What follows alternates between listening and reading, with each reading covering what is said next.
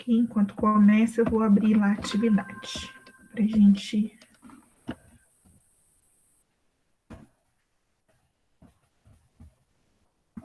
fazer.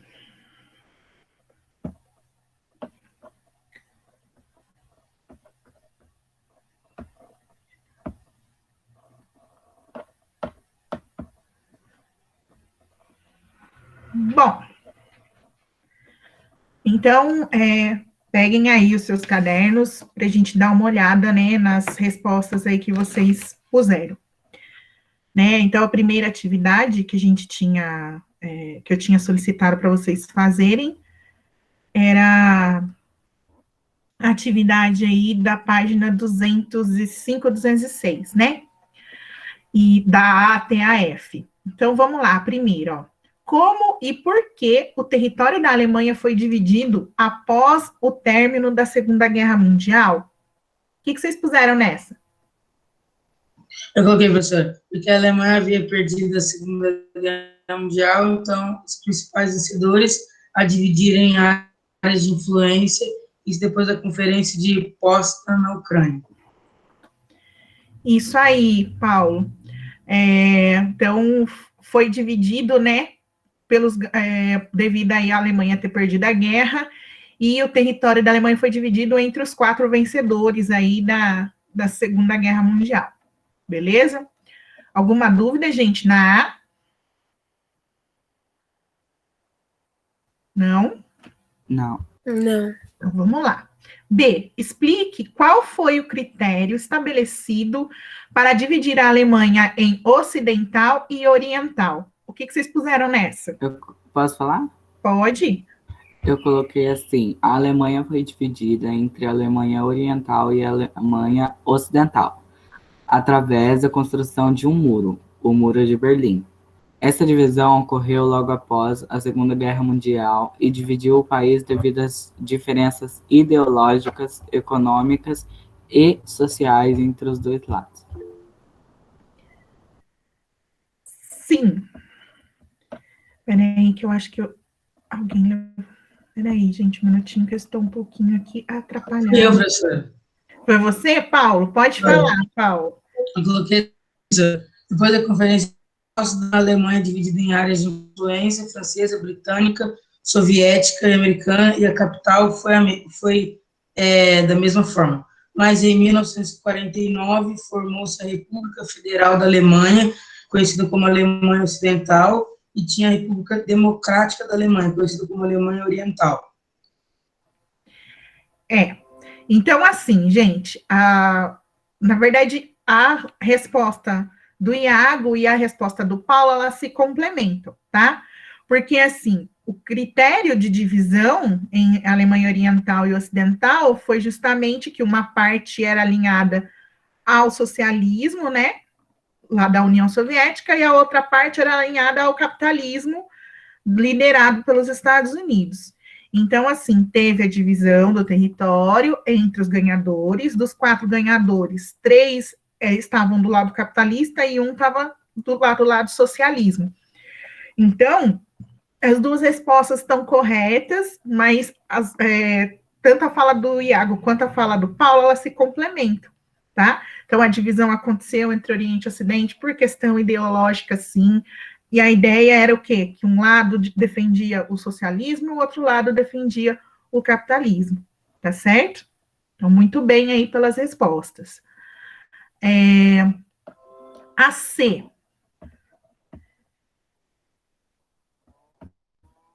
Opa. Quais zonas faziam parte da porção ocidental da Alemanha? Posso falar essa, Bruno? Pode. Eu não sei se está certo, mas é a zona britânica, a francesa e a americana, do lado ocidental. Isso mesmo. De acordo, então, com o mapa que está aqui no caderno do aluno, as 3 zonas são as britânica, francesa e americana. Correto. A D, pessoal. Por que o Muro de Berlim foi construído? O que vocês puseram? Porque havia... Já meio que... Pode falar. Não, pode falar. Ok, professora, porque havia uma migração grande de Berlim Oriental para a Berlim Ocidental em cerca de 3,5 milhões de pessoas. Sim, isso é uma das coisas que fez com que, né, o muro fosse, a decisão de construir o muro foi tomada. Iago, você quer falar a sua? Não, é basicamente o que o Paulo falou sobre as migrações. Uhum. Então, né, ele foi construído aí por conta dessa, certa forma, né, o governo da União Soviética enxergava, né, essa migração como uma fuga das pessoas que estavam do lado socialista para o lado capitalista, né? Então isso desagradou e daí surgiu essa ideia da construção do muro, né? Letra E, pessoal. Quais foram os impactos da construção do Muro de Berlim na vida das pessoas? E aí? A falta de liberdade? A falta de liberdade. O que mais?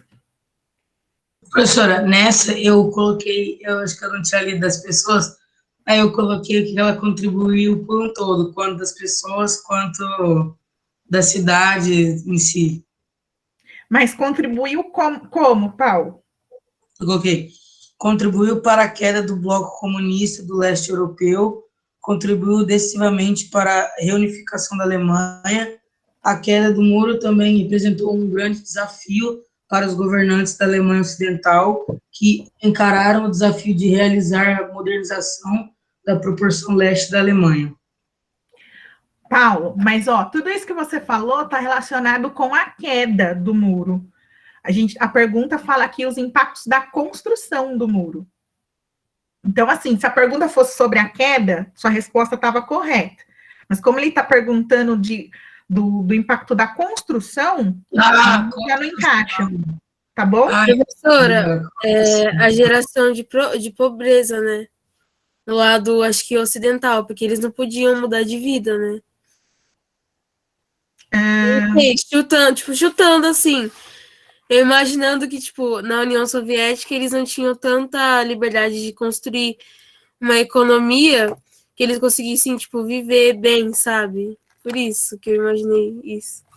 Bom, olha, essa sua colocação, Ana, dava para a gente rolar um super debate aqui, porque até essa ideia do viver bem é uma ideia também que é construída para a gente, né? Que a gente associa aí necessariamente a conquista de bens materiais, né? Mas não é o foco da aula, a gente não vai nem discutir essa parte agora. Mas acho que você confundiu também, você falou da questão da pobreza do lado ocidental, né? Na verdade, de acordo com a sua explicação, não, do oriental. você estaria falando do oriental, né? Mas assim, eu não sei se essa é a principal, assim, é um impacto assim tão relevante, porque dentro do socialismo e da ideia da economia planificada, era assim, todo mundo teria acesso a tudo aquilo que é essencial para a sua existência. Então, tecnicamente, não teria pessoas numa situação de pobreza. Tecnicamente, não estou falando que não existia, mas na teoria não deveria existir. Professora, eu vi um vídeo sinistro, não sinistro, assim, a diferença entre o lado ocidental e oriental hoje em dia em Berlim é tipo assim, o lado ocidental ele é bem tipo modernizado, bem é que aquele europeu modernizado assim. Uhum. Já o lado oriental, professora, é bem é bem diferente. É como se fosse atrasado, né, Paulo? Isso. Aí, tipo assim, e olha que eu fiquei espantado, que o governo da Alemanha investiu, acho que trilhões, já foi trilhões para deixar uma cidade igual, assim, mas ainda tem diferença bastante. Sim. Isso, gente, é marcação, na verdade, é até uma marcação do período mesmo, né? Porque o desenvolvimento dos dois lados foi distinto, porque os ideais eram distintos, né? Então, as ideias que cada lado defendia eram diferentes. Então, um lado acabou, né, segundo aí aquilo que a gente entende aqui como desenvolvimento, acabou se desenvolvendo mais do que o outro lado. Mas isso tem a ver com essa questão, né, de abrir para abertura do mercado, por exemplo, isso daí influencia muito. E aí a gente estava falando justamente que a ideia da Alemanha Oriental era ser fechada, né? Era a União Soviética ali fechada para o mundo como um todo, e tudo isso acabou interferindo no desenvolvimento do país, né? E o processo da reunificação, eles não iam conseguir simplesmente reformular todo esse período, né? Nós estamos falando aí de mais 50 anos, né? Então, realmente ficava difícil, né? Vamos dizer assim, igualar todas as partes. Mas e isso, como você falou, o governo alemão, né, quando se deu esse processo da reunificação, ele não, digamos assim, não poupou gasto, sabe, para integrar o lado que era oriental com o lado ocidental. Mas ainda assim, essas diferenças, elas são bem marcantes dentro do país. Então, tá certo. Mas, ó, vamos só voltar aqui, né? Porque a Ana Carolina tinha falado que a questão da liberdade das pessoas, né? Tem uma outra coisa importante aqui, pessoal. As famílias que foram separadas, né, com a construção do muro. Acho que talvez vocês tenham deixado passar esse detalhe. Então, a questão aí dos impactos na vida das pessoas, a gente pode sim falar da restrição da liberdade, né? Então, que as pessoas não podiam circular por onde elas queriam, e as suas famílias que foram separadas, e durante esse período elas não tinham contato, né? Inclusive, quero dar uma dica aqui de filme para vocês, é que do jeito que a gente está aqui, fica difícil realmente da gente assistir junto, mas tem um filme que se chama Adeus Lenin. Esse filme é muito legal porque ele mostra justamente o período do fim dos anos 80 ali, vai retratar a queda do muro e o início do processo de reunificação alemã. Só que, assim, o enredo do filme, ele se passa do seguinte jeito. Tem uma família, né, que ficou do lado oriental. A mãe, né, da família era uma pessoa ligada ao Partido Comunista, então ela é governo, né? E, gente, eu vou ter que atender o telefone só um minutinho, pessoal. Desculpa, vou pedir licença.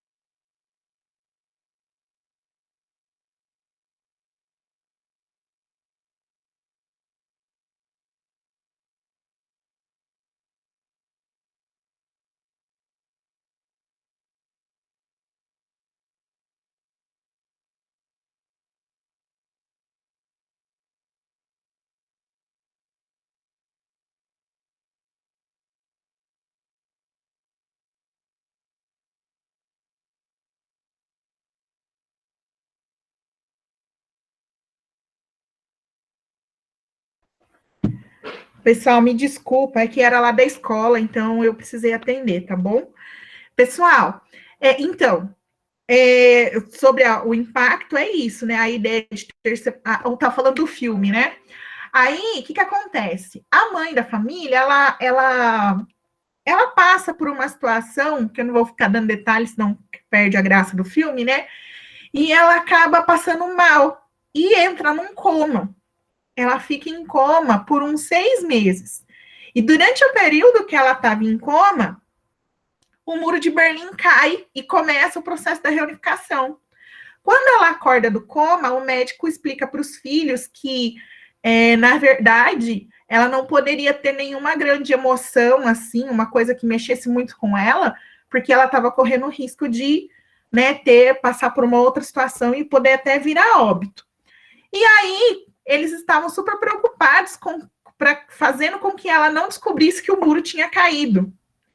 Então, o filme se desenrola nisso, é muito, muito engraçado, obviamente é um filme estrangeiro, mas ele é um filme com uma história muito engraçadinha, nesse sentido deles tentarem ficar protegendo a mãe de saber o que estava acontecendo, mas mostra justamente esse processo da transição, né, de quando cai o muro e a Alemanha começa a passar por esse... desse processo da reunificação. Então, quem puder assistir, se chama Adeus Lenin. Eu já procurei na Netflix, não tem, mas vocês são bem mais espertos do que eu em relação a como encontrar filmes para assistir na internet, né? Então, fica a dica, se vocês conseguirem assistir, vale muito a pena. E aí, por último, pessoal, a questão F, né? O que significa a expressão cortina de ferro? O que significa? Vocês puseram?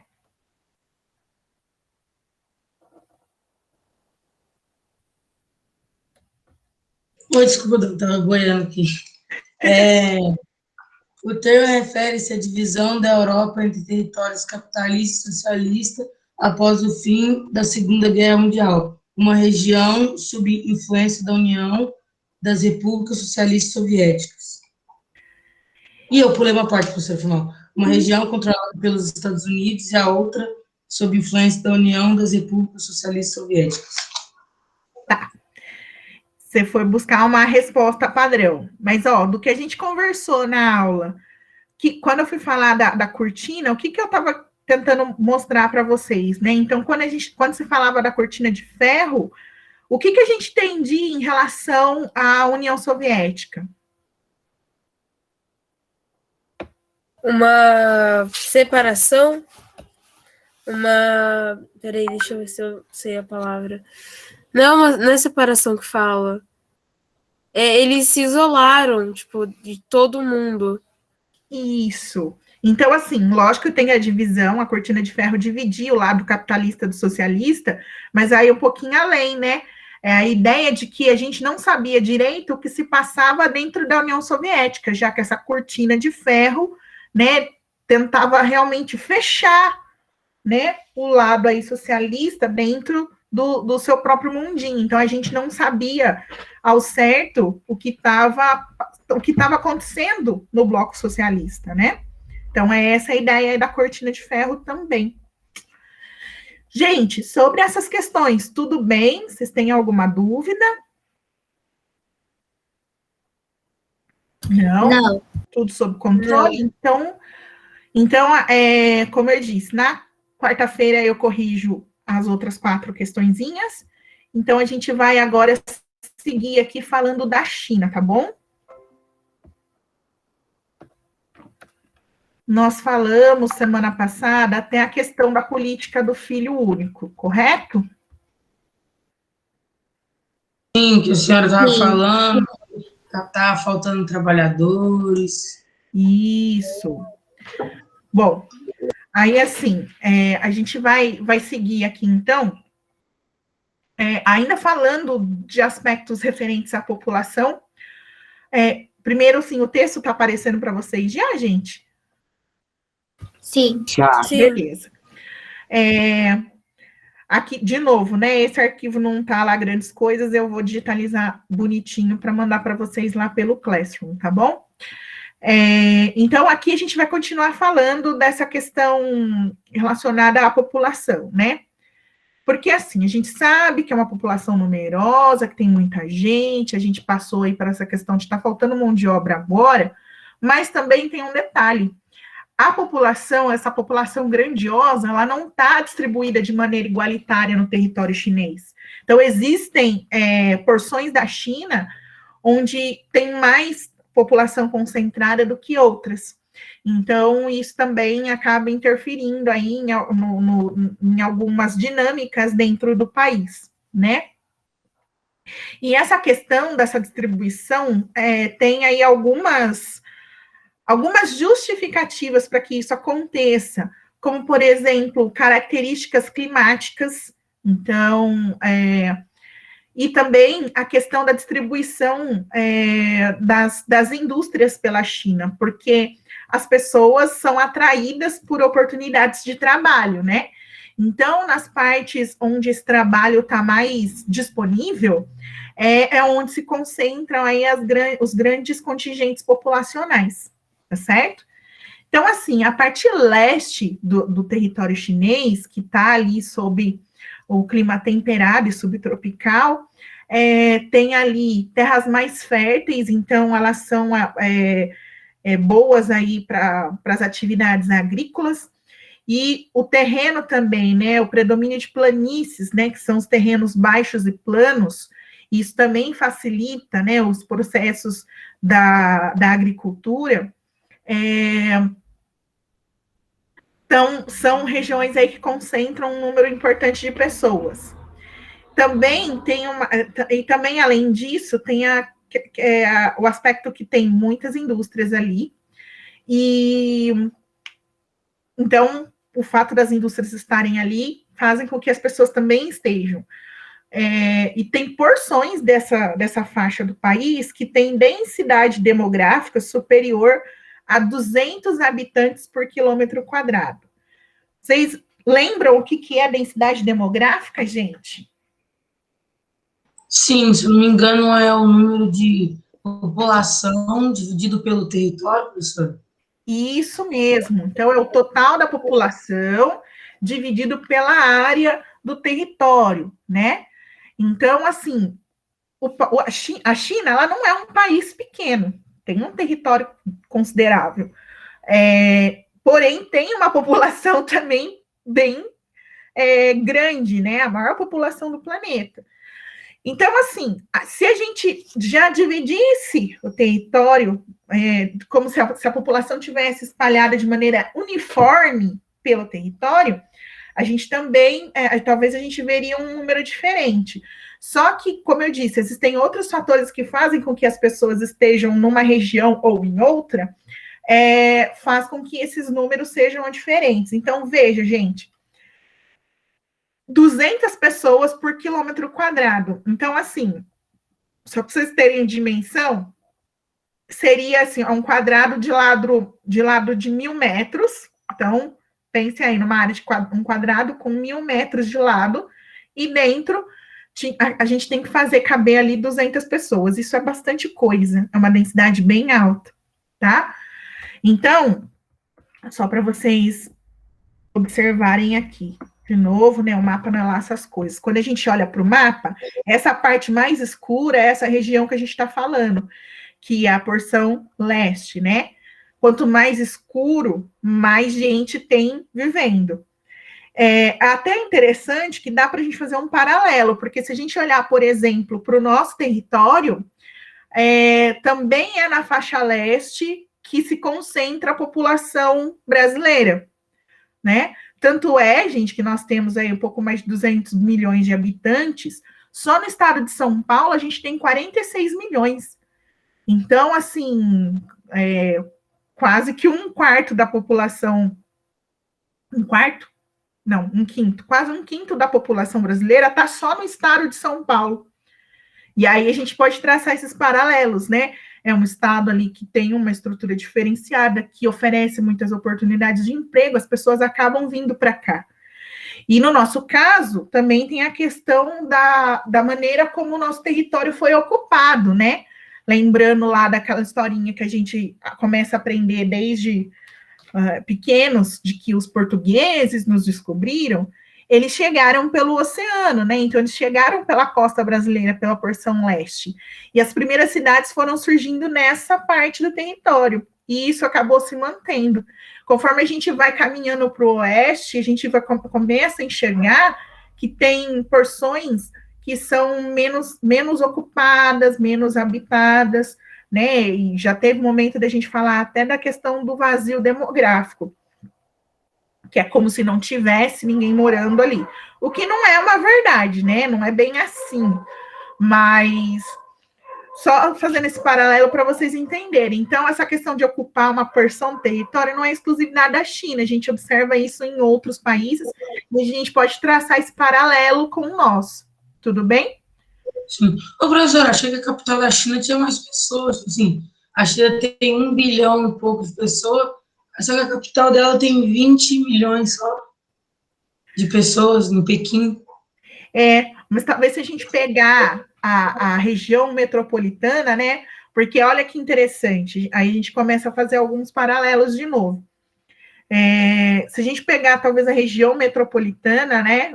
Os municípios vizinhos, como a gente observa por aqui, esse número vai aumentar também. Que é que nem a gente, vou também fazer aqui, guardando as devidas proporções, né, gente? Vamos pensar na região metropolitana de São Paulo. Só a cidade de São Paulo tem 12 milhões de habitantes. Só a cidade, né? Olha só, tá até aproximado. Pequim tem 20 milhões, né? Você trouxe pra gente aí. São Paulo tem 12 milhões. Só que quando eu expando isso para a região metropolitana, eu chego nos 20 milhões. Então, assim, é muita gente. Se a gente fizer essa mesma dinâmica, com certeza a gente vai ter uma porção importante aí da população chinesa também alocada nesse entorno de Pequim. Agora, a gente também tem que entender, Paulo, que como as pessoas estão ali se ajustando de acordo com a oferta de emprego, os empregos não estão, né?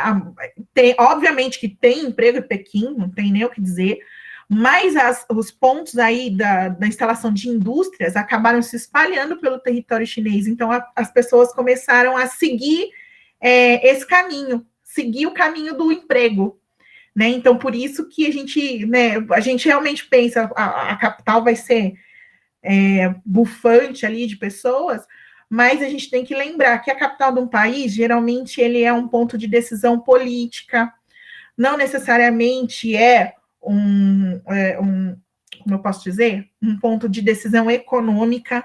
Eu não posso te dizer, assim, com certeza que Pequim não é importante para a economia chinesa. Só um instantinho, só para eu concluir. Mas, que nem se a gente olhar para o Brasil, no Brasil a gente tem 2 pontos. No Brasil a gente tem o centro de decisão política é Brasília e o centro de decisão econômica é São Paulo. Então, isso também separa, né, a quantidade de pessoas. Tudo bem? Ana, você queria falar? Fica à vontade. Eu ia falar que, lembrando que Brasília eu acho que nem é tão populosa assim, né? Brasília acaba tendo uma densidade demográfica alta, porque Também. a gente acaba tendo, porque, na verdade, ela é uma cidade com status de estado, né? Então, tipo, Brasília não tem prefeito, tem um governador.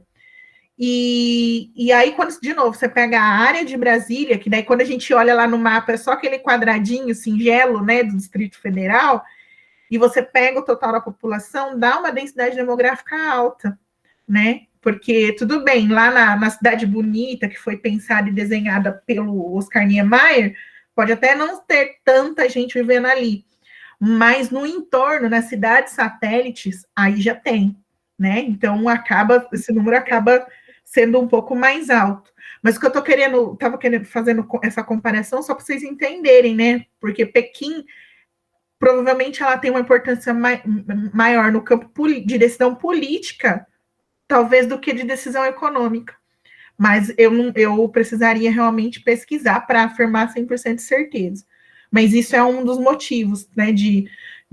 Pode ser um dos motivos que justifique para a gente o tamanho da população na capital. Paulo, você tinha aberto o microfone, você quer falar ainda? Não, você vai falar que como é que fala? Em Brasília, professora, eu achei alta, 444 pessoas por quilômetro quadrado de densidade demográfica. É super alto, ó, é maior do que a gente está falando lá na China. E eu já falei já trouxe para vocês que 200 por quilômetro quadrado é muito.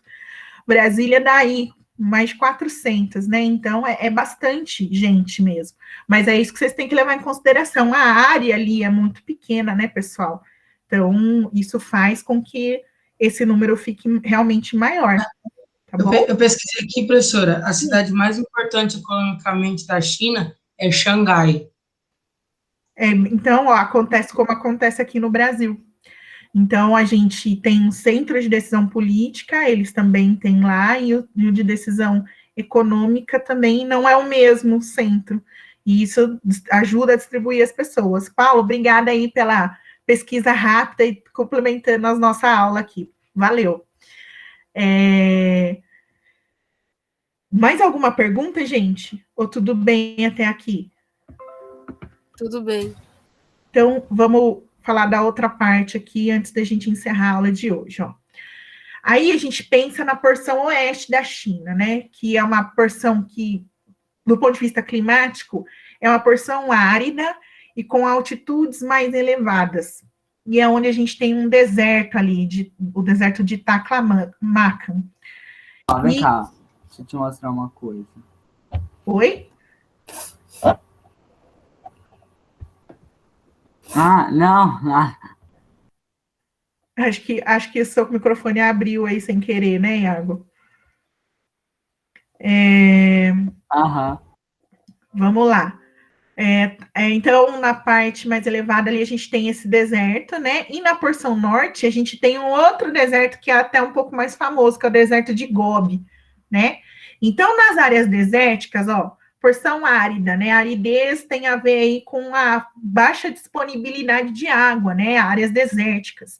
Então, onde não tem muita água, não vai ter muita gente morando, né? Porque é um recurso que é essencial para a manutenção aí da existência dos seres vivos, incluindo a gente, né? Então, nessa região, a gente tem as densidades demográficas mais baixas, e tem lugar que a gente registra menos de 1 habitante por quilômetro quadrado, né? Então, nessa porção aqui, ó, esse amarelo mais clarinho aqui, a gente tem menos de uma pessoa por quilômetro quadrado, né? Outra coincidência é que a população da China se concentra bastante no litoral, igual aqui no Brasil, né? Exatamente, né? Elas acabam tendo essa combinação de condição climática, né? Que é um clima mais favorável para a permanência dos seres humanos, e da questão da distribuição das atividades econômicas. Então, isso faz com que eles fiquem mais ao leste. A nossa situação aqui também é parecida, né? Não é necessariamente por conta da condição climática, mas tem a ver com a herança da ocupação do território brasileiro, né? Então, quando os portugueses chegam, eles vão tomando ali, e vão criando as primeiras cidades mais próximas ao litoral, e essas cidades acabaram crescendo, né? E se tornando grandes centros, grandes cidades brasileiras. E isso não foi alterado ao longo do tempo, né? Ao contrário, essas cidades continuaram a ganhar essa importância, né? E esse crescimento, e meu cachorro veio atrapalhar a aula de novo. E aí, é por isso que a gente enxerga essa distribuição, né? Então, se a gente pegar um mapa do Brasil, a gente também vai ver a parte mais escura dele na região costeira aí, mais perto do litoral. Tá bom? Então, gente, lá na China é porque tem 2 desertos enormes, então as pessoas não vão morar no deserto mesmo, né? Fica difícil morar no deserto. Então, consequentemente, essa área fica mais vazia realmente, e as pessoas se concentram mais na parte leste. Tudo bem até aqui? Nossa, professora, sabe que eu nem imagino o chinês no deserto, né? Pois é. A gente não tem essa dimensão, né? Mas porque também, eu acho que quando a gente fala de outros países, algumas coisas são meio abstratas para a gente, né? Eu acho que até, vou fazer um paralelo também meio bobo, é meio a noção, assim, que os estrangeiros têm do Brasil, né? Muita gente acha que o Brasil inteiro é floresta, né? E que a gente, né, divide a rua com macacos pulando de árvore em árvore.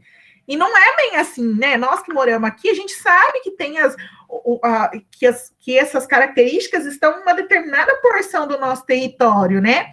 Então, assim, quando a gente também está estudando outros países, a gente também acaba criando algumas imagens que não necessariamente representam a realidade, né?